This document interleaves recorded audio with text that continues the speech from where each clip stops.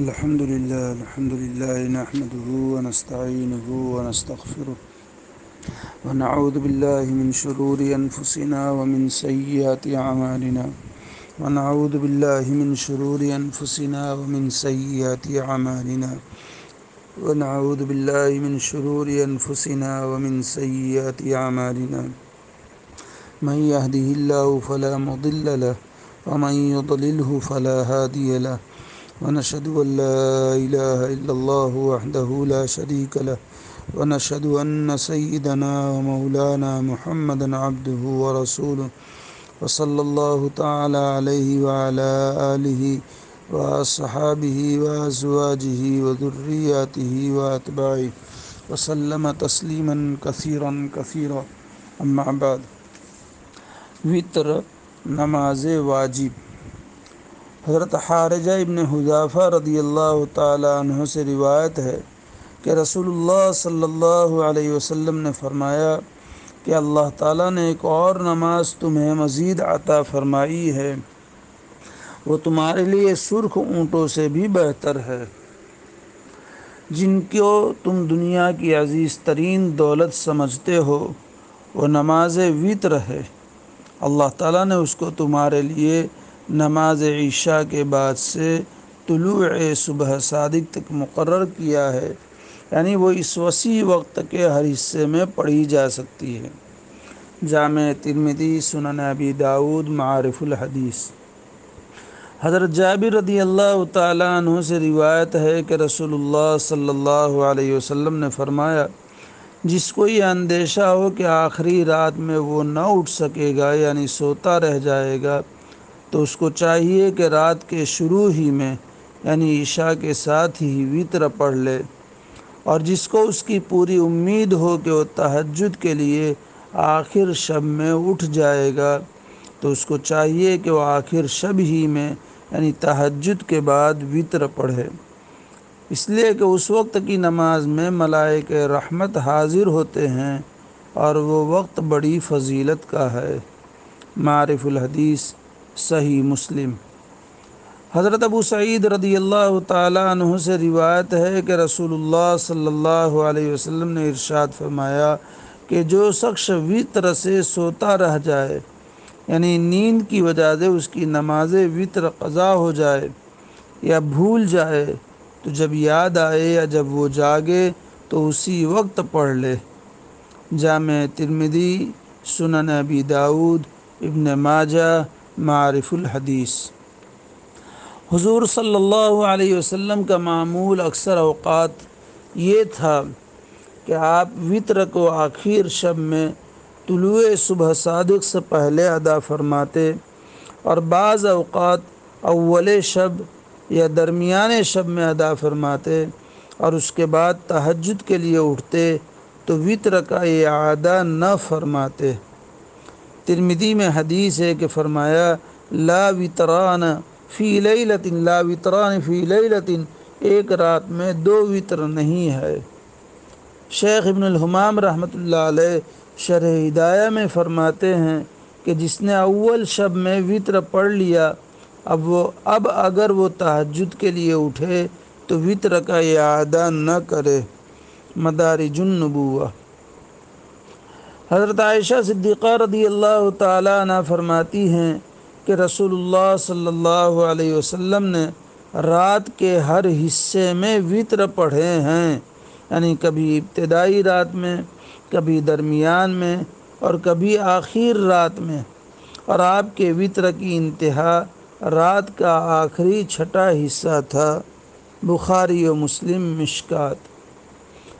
حضرت عبداللہ ابن ابی قیس رضی اللہ تعالیٰ عنہ فرماتے ہیں، میں نے حضرت عائشہ رضی اللہ تعالیٰ عنہ سے پوچھا کہ رسول اللہ صلی اللہ علیہ وسلم کتنی رکعتوں کے ساتھ وتر پڑھا کرتے تھے؟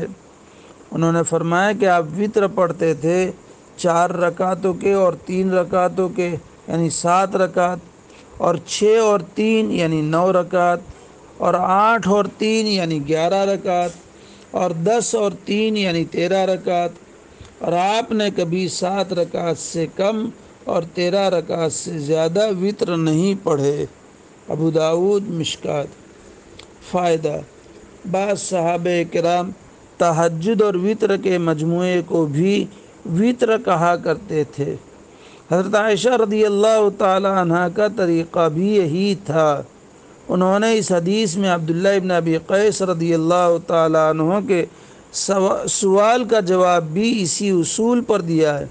ان کا مطلب یہ ہے کہ رسول اللہ صلی اللہ علیہ وسلم وطر کی 3 رکعتوں سے پہلے تہجد کبھی صرف 4 رکعت پڑھتے تھے، کبھی 6 رکعت، کبھی 8 رکعت اور کبھی 10 رکعت، لیکن 4 رکعت سے کم اور 10 رکعت سے زیادہ تہجد پڑھنے کا آپ کا معمول نہ تھا، اور تہجد کی رکعتوں کے بعد آپ وطر کی 3 رکعت پڑھتے تھے۔ معارف الحدیث۔ کبھی کبھار آپ صلی اللہ علیہ وسلم نے 12 رکعت بھی تہجد کی پڑھی ہے۔ حضرت ابن عباس رضی اللہ تعالی عنہ سے ایک طویل روایت میں ہے کہ ایک رات انہوں نے حضور نبی کریم صلی اللہ علیہ وسلم کے ساتھ نماز پڑھی۔ حضور صلی اللہ علیہ وسلم نے 2 رکعت پڑھی۔ معن رحمۃ اللہ علیہ جو اس روایت کے راوی ہیں، وہ کہتے ہیں کہ 6 مرتبہ حضور اکرم صلی اللہ علیہ وسلم نے 2 رکعت پڑھی، گویا 12 رکعت ہو گئی۔ ملا علی قاری رحمۃ اللہ علیہ نے لکھا ہے کہ امام اعظم رحمۃ اللہ علیہ کے نزدیک تہجد کی 12 رکعتیں ہیں، پھر وطر پڑھ کر لیٹ گئے۔ صبح کی نماز کے لیے جب بلال رضی اللہ تعالی عنہ بلانے آئے تو 2 رکعت سنت مختصر قرات سے پڑھ کر صبح کی نماز کے لیے تشریف لے گئے۔ شمائل ترمذی۔ عبدالعزیز ابن جریج تابعی رحمۃ اللہ علیہ بیان کرتے ہیں کہ ہم نے ام المومنین حضرت عائشہ صدیقہ رضی اللہ تعالی عنہا سے دریافت کیا کہ رسول اللہ صلی اللہ علیہ وسلم وطر میں کون کون سی صورتیں پڑھتے تھے۔ انہوں نے فرمایا کہ پہلی رکعت میں آپ سبح اسم ربک الاعلی پڑھتے تھے، اور دوسری رکعت میں قل یا ایھا الکافرون، اور تیسری رکعت میں قل ھو اللہ احد، اور کبھی معوذتین بھی پڑھ لیتے، یعنی قل ھو اللہ احد کے ساتھ قل اعوذ برب الفلق اور قل اعوذ برب الناس۔ جامع ترمذی، سنن ابی داود، معارف الحدیث۔ اور سنن ابی داود کی ایک شرح ہے الدر المنضود، اس میں حضرت مولانا عاقل صاحب دامت برکاتہم نے لکھا ہے کہ اس کے علاوہ بھی وطر کی نماز میں قرات کے متعلق روایت ہے۔ پہلی رکعت میں سورہ بقرہ کا آخری رکوع، دوسری رکعت میں قل یا ایھا الکافرون، تیسری رکعت میں قل ھو اللہ احد۔ ایک روایت یہ ہے۔ دوسری روایت کہ پہلی رکعت میں سورہ بقرہ کا آخری رکوع، دوسری رکعت میں انا انزلناہ فی لیلۃ القدر، اور تیسری رکعت میں قل ھو اللہ احد۔ ایک اور روایت ہے، پہلی رکعت میں الہاکم التکاثر، دوسری رکعت میں والعصر، اور تیسری رکعت میں قل یا ایھا الکافرون۔ ایک اور روایت ہے، پہلی رکعت میں اذا زلزلت الارض زلزالہا کی صورت، دوسری رکعت میں انا اعطیناک الکوثر، اور تیسری رکعت میں قل ھو اللہ احد۔ اور ایک اور روایت ہے، پہلی رکعت میں انا انزلناہ فی لیلۃ القدر کی صورت، دوسری رکعت میں اذا جاء نصر اللہ والفتح کی صورت، اور تیسری رکعت میں تبت یدا ابی لہب وتب کی صورت۔ یہ متعدد روایات ہیں جس کو الدر المنضود میں نقل کیا ہے۔ اللہ تعالیٰ توفیق دے عمل کی، آمین۔ جب وطر کا سلام پھیرتے تو 3 مرتبہ سبحان الملک القدوس پڑھتے، اور تیسری مرتبہ آواز کو بلند فرماتے اور حروف کو کھینچ کر پڑھتے۔ مدارج النبوہ۔